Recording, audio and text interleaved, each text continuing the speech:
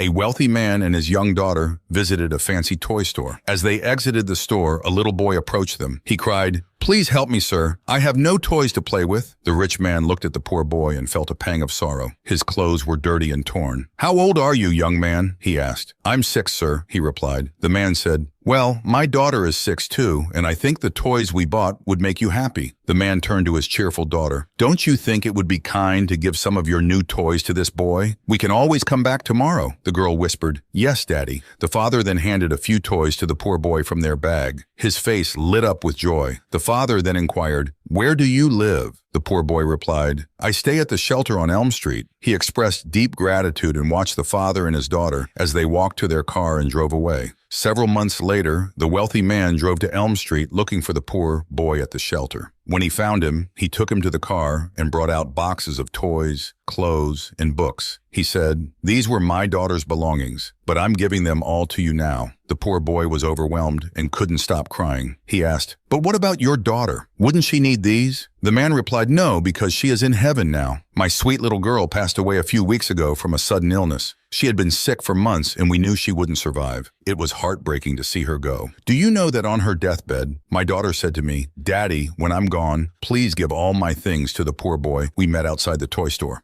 The father paused for a moment, tears welling up in his eyes. He concluded, "You may be poor, but you have no idea how precious life is, something that money cannot buy. I would have given anything for my daughter to live, but it wasn't possible. You might have envied my daughter's life, but you didn't know about her struggles and pain. That's life. We often compare ourselves to others, forgetting that everyone has their own battles. Instead of envying others, we should focus on our own lives and creating our own happiness. For as long as there is life, there is hope.